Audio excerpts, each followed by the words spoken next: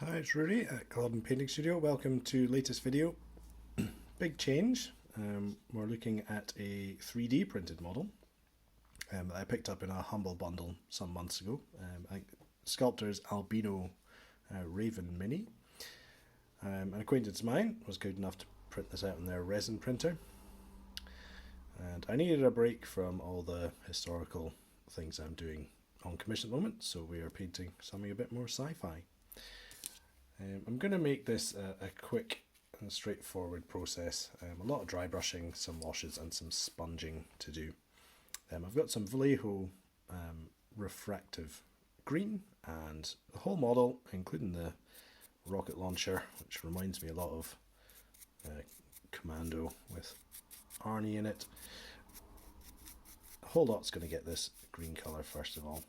There's a lot of raised detail on here, and dry brushing will be really good at picking it out and leaving some of the black undercoat in the recesses.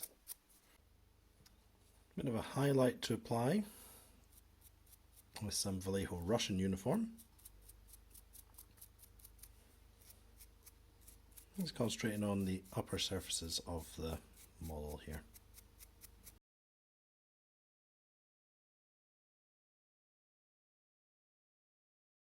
Wherever there's a pipe or mechanical looking part on underneath, I'm going to paint it with some Vallejo Game Colour Tinny tin, which, if you're of my vintage, is like Citadel tin bits from the 90s.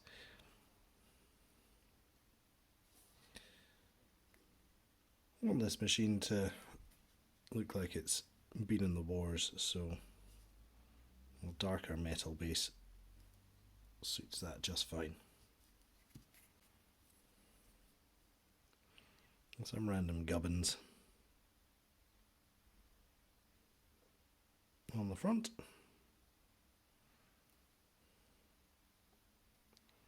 And perhaps sort of inside the joints here.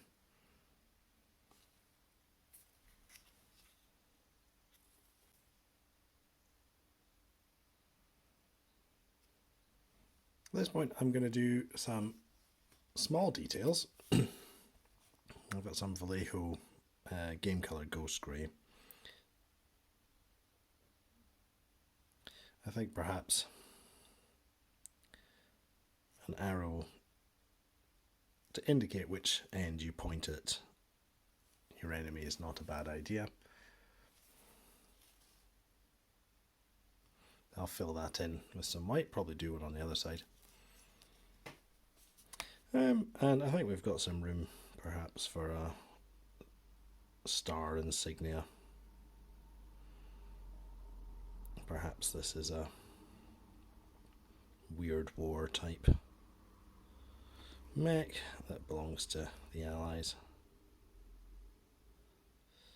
Or, you know, stars are just useful in any environment. We'll tidy that up. Doesn't matter if it's too perfect, because when we come to weather, that's going to be getting messy over the top. Okay, time for a bit of weathering. I have some kitchen sponge that I've torn up, a pair of tweezers. You can just use your fingers, but I think this is easier for the camera. I've dipped it in some Vallejo model colour German Camo Black Brown, and like a dry brush I've worked some of that off on a piece of paper towel, and now I'm just going to start splodging it on. The way I see it, there should be more weathering in the lower half of the model. You can imagine that these things are a bit clumsy, and the legs are going to be bashing into lots of things as it walks, and also it'll pick up more dirt on the lower half as well. That said, there will be some damage up around the joints. Imagine perhaps he's smacked someone on the way past. Knuckles are going to be damaged from opening doors, moving cars. Perhaps the rocket launcher won't have much in the way of weathering because it's something that's been picked up for this mission. So we'll continue doing this all over and come back in a second.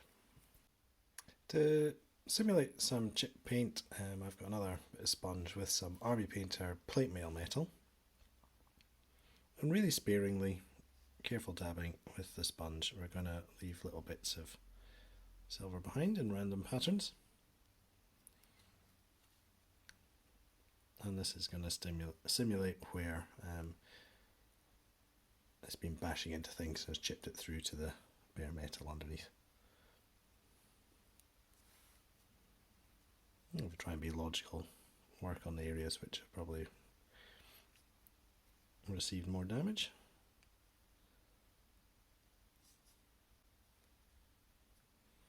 Pretty straightforward, but looks pretty good, I think. Got a bit of strong tone wash. I'm going to apply that wherever the cabling was done in the tinny tin, just to create a bit of shadowing in there. And again, because the bottom of the legs are going to have picked up a bit more muck, a wash over the top just helps make it look a bit more grimy. You could go wild with this, do the whole model, but I'd like to have a bit of a contrast between the upper surfaces and the legs. Right, I've filled in the screen with some of the ghost grey I had earlier, because I want a nice bright screen. I've got some Vallejo Game Colour Scorpy Green.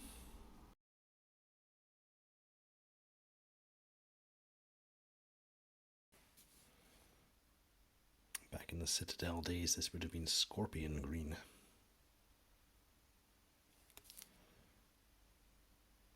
Probably need a couple of coats to get a nice uniform colour there.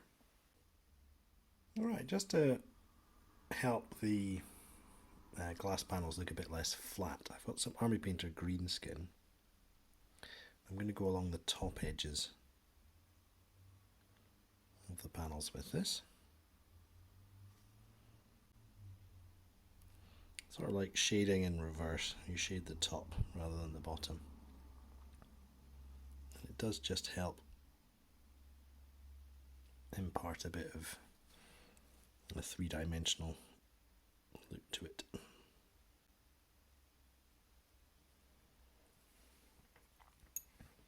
So a little bit of water on the brush, just help to feather that in, so it's not quite such a sharp line.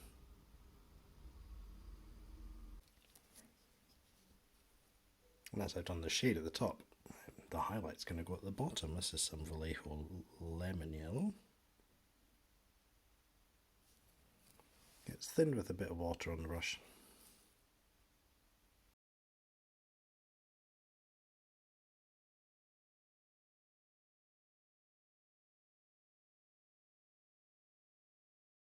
Right, the last thing I've done for the screen, it's a bit cartoony, but I think that suits this model okay, is to do some diagonal thin lines in the ghost grey and a little dot on the searchlight sticking up from the side of the head.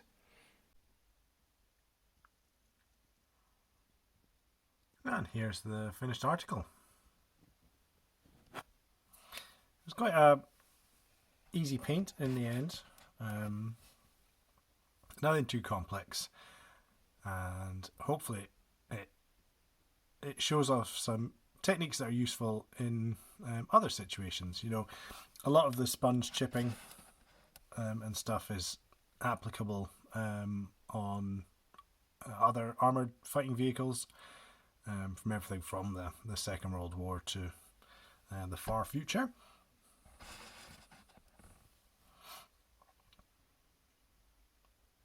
And it just goes to show that, you know, dry brushing is a valid technique that can get some really nice results without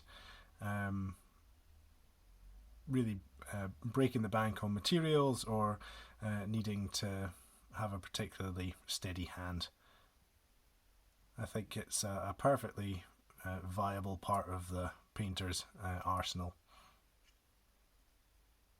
So, thanks for watching. If you've got any comments, please leave them below. Bye for now.